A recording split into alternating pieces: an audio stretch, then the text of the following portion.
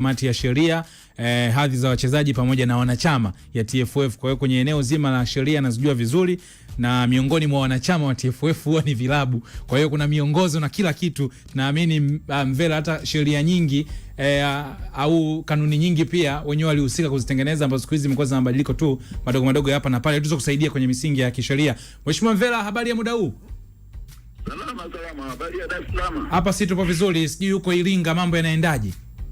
Iringa kwema kabisa. Mheshimiwa Mvela, naamini umefuatilia na utakuwa umesikia kuhusiana na kile ambacho kilifanyika siku ya Jumamosi na klabu ya Young Africans mara baada ya kamati ya usimamizi na uendeshaji wa ligi kuwa imetoa adhabu tofauti tofauti kutokana na mienendo ya michezo ya ligi kuu, lakini pia hata ile ya championship.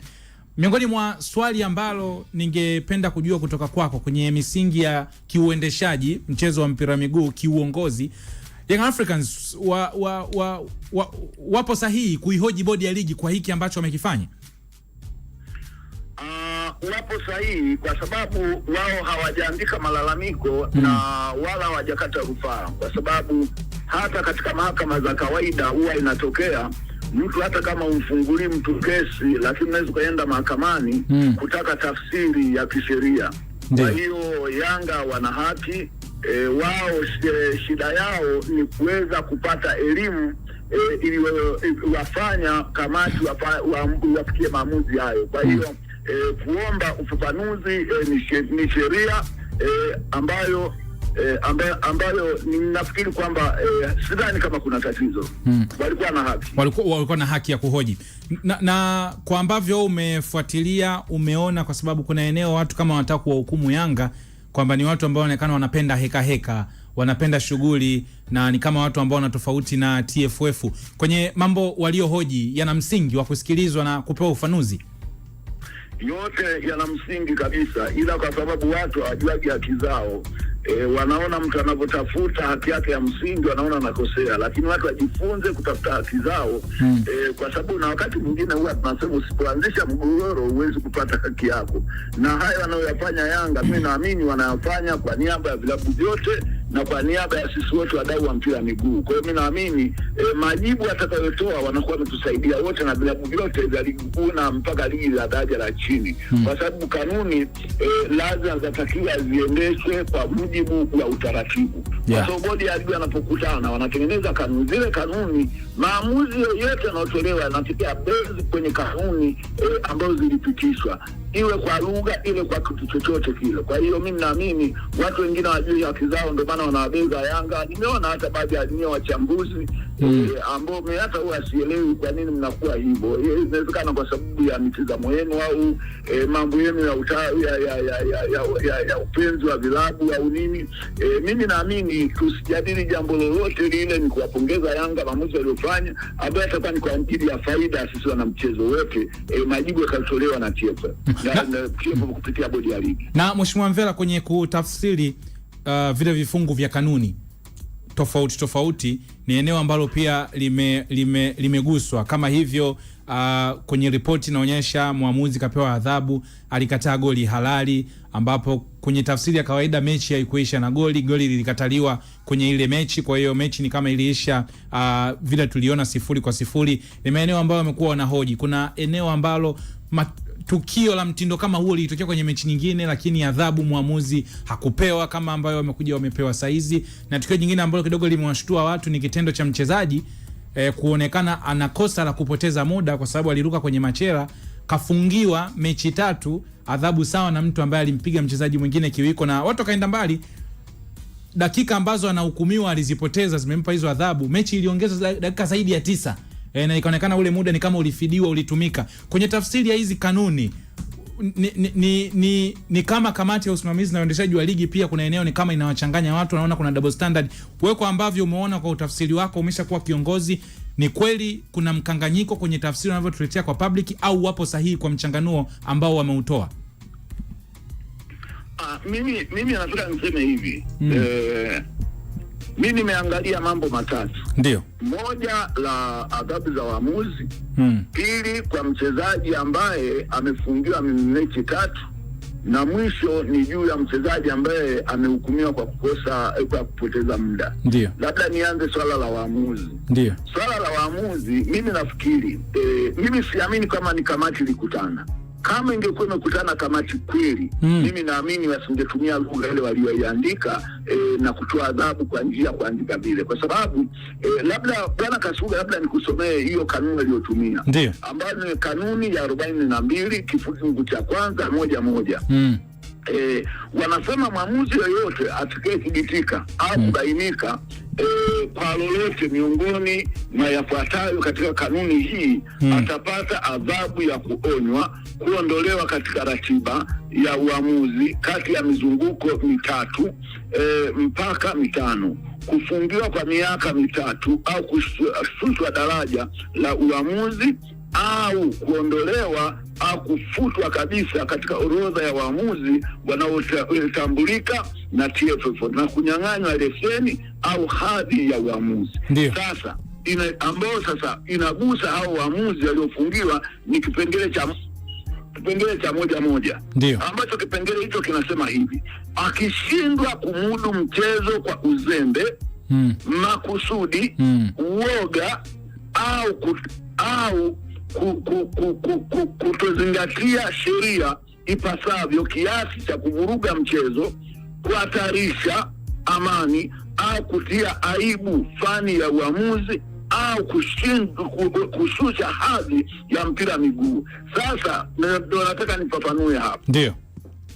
Waamuzi wao ukiangalia adhabu zilizotolewa na wale kamati, wanasema kwa kukataa goli, mara kwa kukataa offside. Hakuna, mimi nimekusomea, hakuna kanuni inayoandikwa hivi iliandikwa hivyo hapa, na ndio maana hata Yanga wanahoji hizi kanuni za wapi. Kwenye kanuni imeandikwa kushindwa kumudu mchezo kwa uzembe, umenielewa, au kwa kutokuzingatia sheria. Ndicho walitakiwa waandike kwamba waamuzi tunawaadhibu kwa kushindwa kumudu mchezo au kwa kutokuzingatia sheria. Na kama angetumia kanuni hii, ina maana waamuzi wote adhabu yao ingekuwa ni moja, wasingeweza kutofautisha. Kwa hiyo ni kosa kubwa la kamati ambayo amefanya kwa kuadhibu mtu kwa sababu ya matukio ambayo sio ya masuala ya kukataa goli ni masuala la waamuzi. Masuala ya kukataa offside ni swala la waamuzi, hayawahusu wao. Wao wanachotakiwa dili na kutokuzingatia sheria au kutokumudu mchezo. Hilo ni swala la waamuzi. Kwa hiyo Mheshimiwa Mvela, hapo wewe ndio unasema kwamba hauamini kama kamati ilifanya haya maamuzi kwa mjumuisho, bali inawezekana ni mtu mmoja, ama ni nini? Mimi naamini ni mtu mmoja, kwa sababu kukiwa na watu zaidi ya mmoja hawezi kukubaliana. Kwa sababu kanuni, mnapofikia kwenye maamuzi, sisi ambao tulikuwa nakaa kwenye vikao vile, mwenyekiti wa kamati anashika kanuni, anaisoma, ndezani kila mmoja anachangia kwamba mimi nashauri tumpe adhabu hii, tumpe adhabu hii, tumpe adhabu hii kwa lugha hii. Kwa hiyo baadaye inaandikwa ndio inapelekwa kwenye bodi ya uchapaji wa bodi ya ligi. Kwa hapa kuna uzembe. Mtu anaonekana alikaa mtu mmoja akaandika tu kapeleka bila kupitia wenzie, bila kujua kwamba alichoandika ni nini. Na ndio maana huko mwisho nitajaribu kuelezea muundo wa bodi ya ligi ya kamati ya masaa 72 inatakiwa kufanyiwa marekebisho ili tuweze kufika katika hali halisi. Lakini katika uamuzi huu inaonekana sio kamati wote ilikutana. Mimi siamini kama wajumbe zaidi ya 5 au zaidi ya 2 au 3 4 wangeweza kukubaliana kutumia lugha hiyo waliotumia katika kuandika. Ndio Mheshimiwa Mvela, ulikuwa unagusa pia kuna eneo la adhabu za wachezaji. Kuna eneo lingine ambalo nimeliona, kuna eneo la wachezaji ambaye ameadhibiwa kwa sababu ya kupoteza muda. Hiyo kwanza mimi hata sitaki hata kujadili, kwa sababu hakuna adhabu ya namna hiyo. Kwa sababu mchezaji akipoteza muda kuna adhabu zake zinatolewa pale pale uwanjani, ambao mmoja anaweza kaonywa kwa kadi, kama hajaonywa kwa anaona.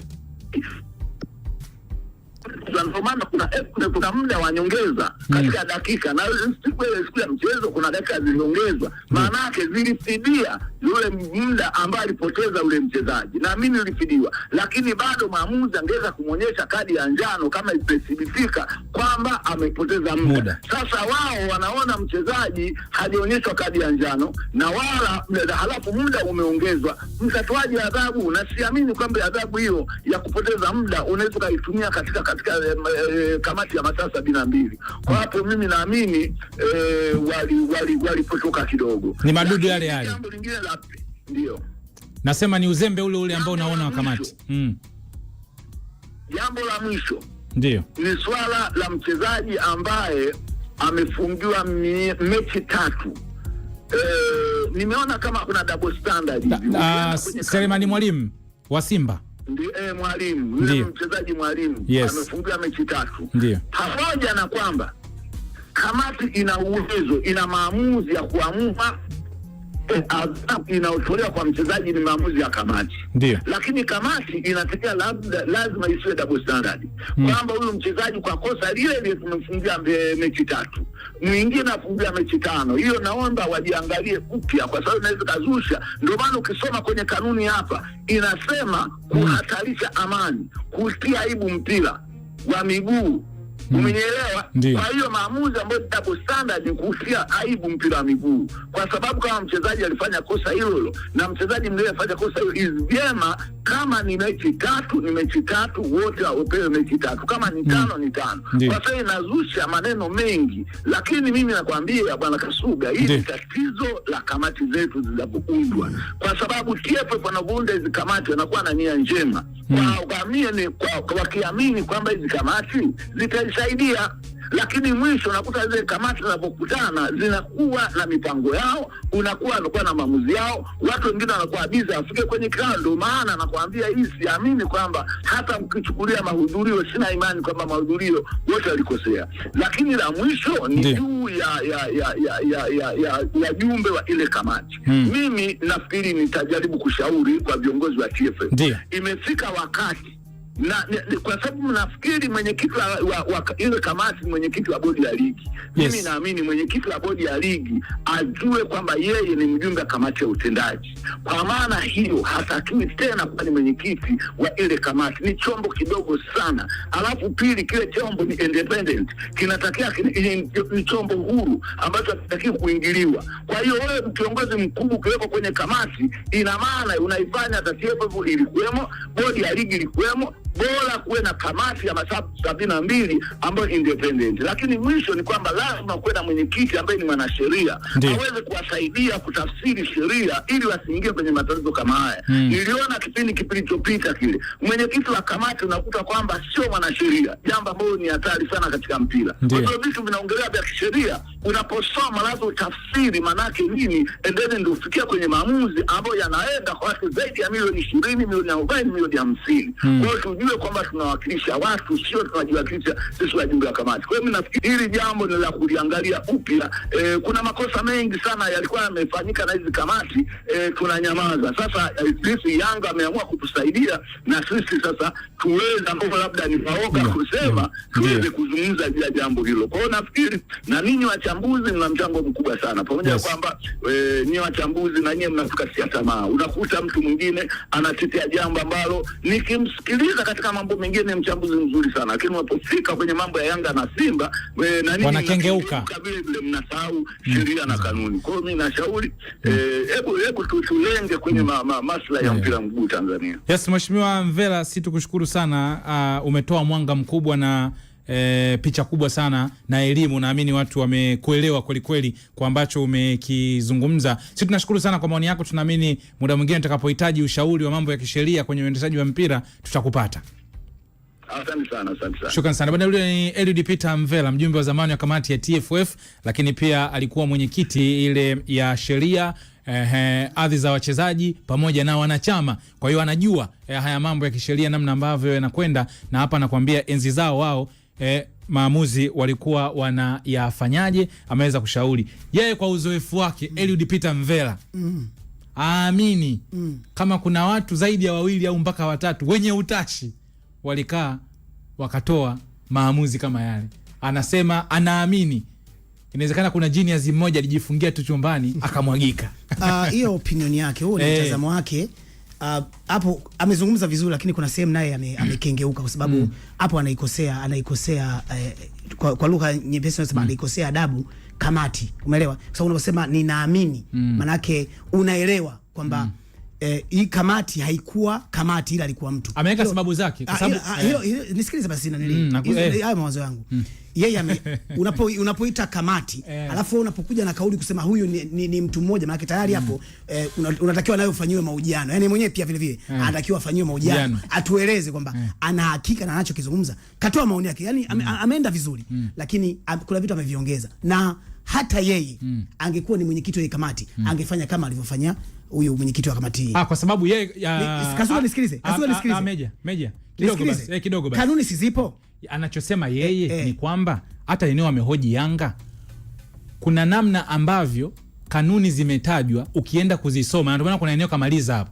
Kasema wao wakati wao mwenyekiti wa kamati ilikuwa anashika kanuni. Hawajawahi kulalamikiwa katika uongozi wake. Kanuni. Nakuuliza Kasuga, katika uongozi wake hawajawahi kulalamikiwa. Sasa yeye mbona analalamikia wa sasa hivi?